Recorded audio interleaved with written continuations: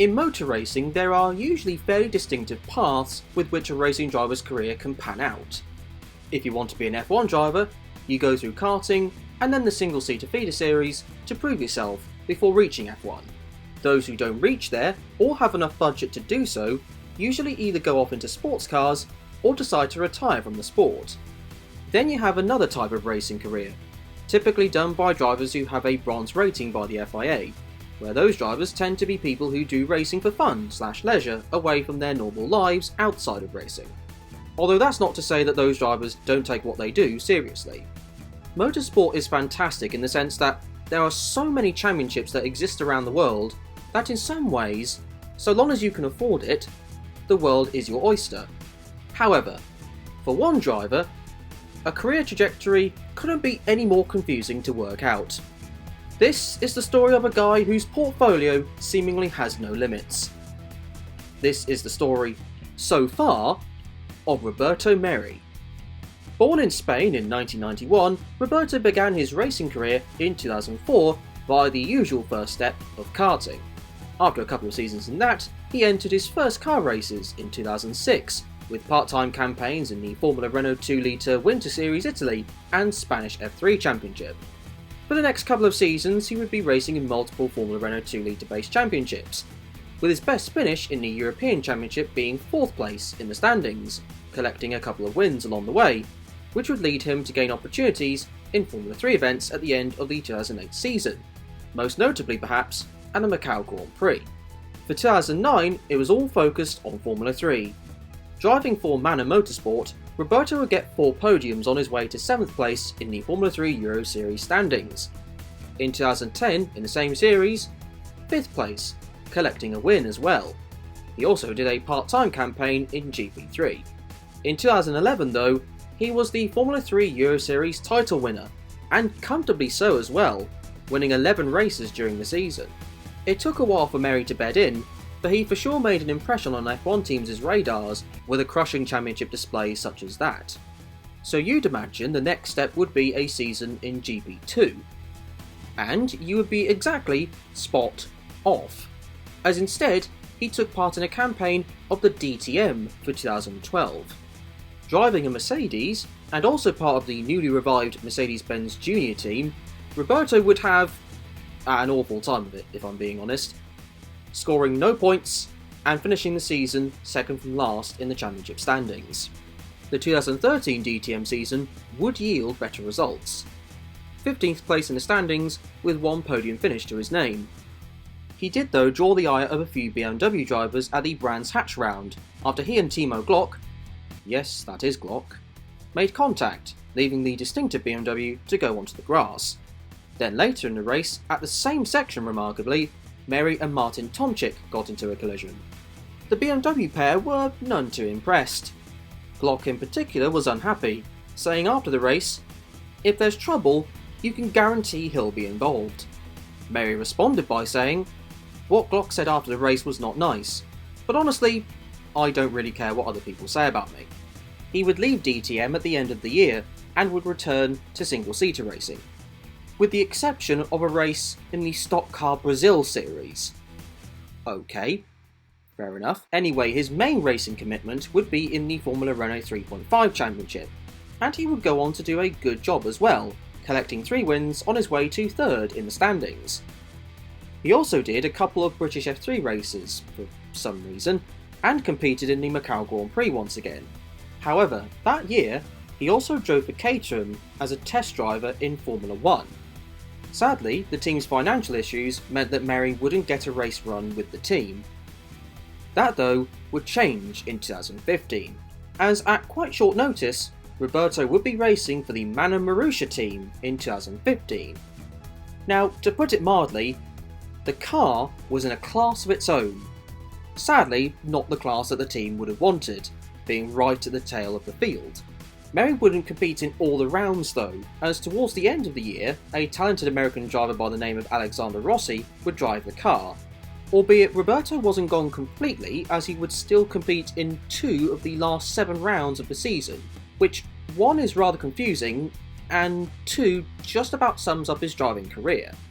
He would finish as the highest Manor Marussia driver in the standings, still with no points, but would be ahead of Rossi and full-season teammate Will Stevens. But, whilst he was competing in Formula 1, he was doing a part-time campaign in the Formula Renault 3.5 Championship. He has to be one of the very few drivers of the 21st century to be competing in F1 and a feeder series category in the same year. His gig in that series, though, would come to a premature end. At the conclusion of a race in Spielberg, Merhi went slowly over the start-finish line and was collected by Nicholas Latifi in the process. Merhi was subsequently disqualified from the race and was banned from the next Formula Renault 3.5 meetings. Ultimately, though, he ended his contract with the Pons Racing team and hasn't raced in the series since then. After not being retained by Manor Racing in F1, Merhi switched to sports cars/endurance racing, racing for Manor in the World Endurance Championship in the LMP2 class. And no, just so you're aware, it's not the same Manor that competed in F1. Well, it sort of is, and it sort of isn't. I won't talk about that further, it's practically a mini video in itself. The upshot of it is, though, is that Merhi achieved one podium finish with the team that year. We're now getting towards the sort of career that a lot of drivers usually take. If they don't reach F1, or get there but don't create a lasting impression, they'll more often than not take their talents into the sports car world. It seems like Roberto was taking this road.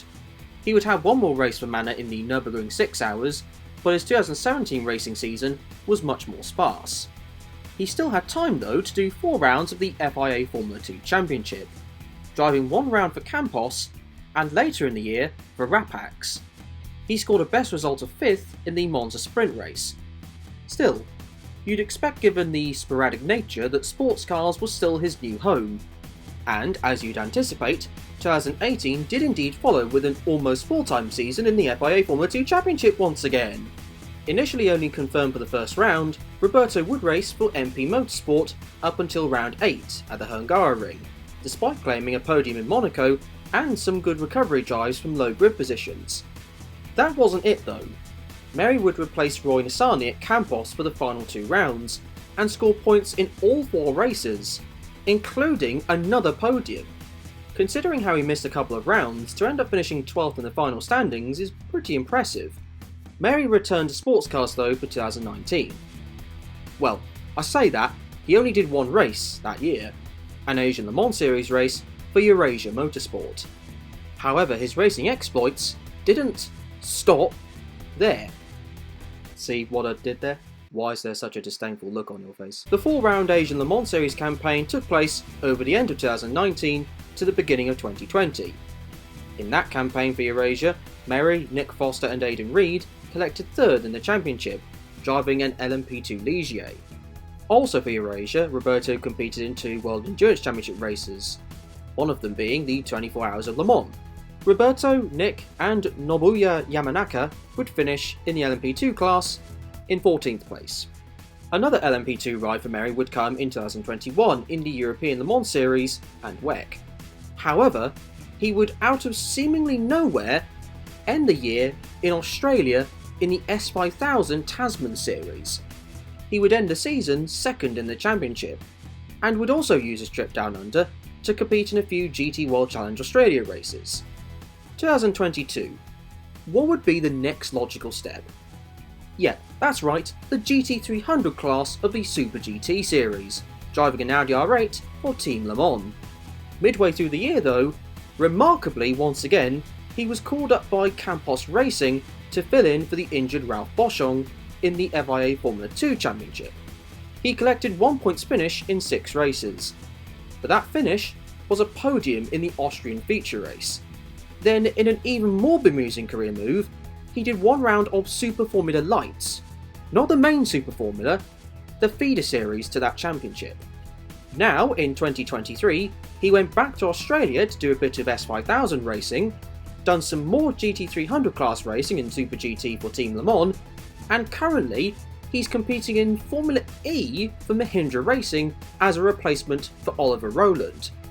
That, though, is where our confusing yet exhaustive story ends. However, at the age of 32, he's got plenty of racing years ahead of him if the motivation is there for him to continue. I mean, with the amount of opportunities he's getting in all kinds of different high-profile racing divisions, you'd have to imagine that the drive is still there in him. What lies for Roberto next?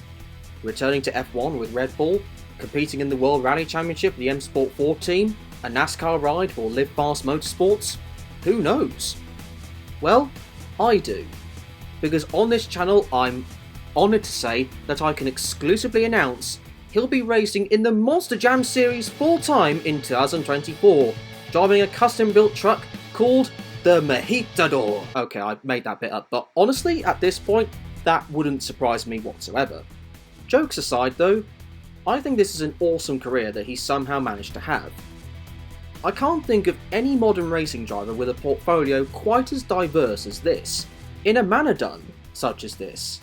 I mean, his career went from karting to Formula Renault 2 Litre, Formula 3, GP3, Formula 3 again, DTM, Stock Car Brazil, Formula Renault 3.5, F1, Formula Renault 3.5 again, WEC, Formula 2, WEC again, Formula 2 again, Asian Le Mans, WEC again, European Le Mans Series, S5000, GT World Challenge Australia, Super GT, Formula 2 again, Super Formula Lights, S5000 again, Super GT again, and Formula E. I think that whilst his racing career has little to no structure whatsoever, if you were asked that your career up to the age of 32 was going to look like this, I imagine you'd take that any day of the week. And from my perspective, I hope Roberto keeps having a career like this. It sets him apart from any other modern day racing driver out there. Unless you can think of any others yourselves, in which case, say in the comment section down below. However, that's going to be it for this video. Thank you very much for watching. If you did enjoy this video, then I would be enormously appreciative if you did hit the like and subscribe button. But until the next video, be kind to each other and enjoy the rest of your day.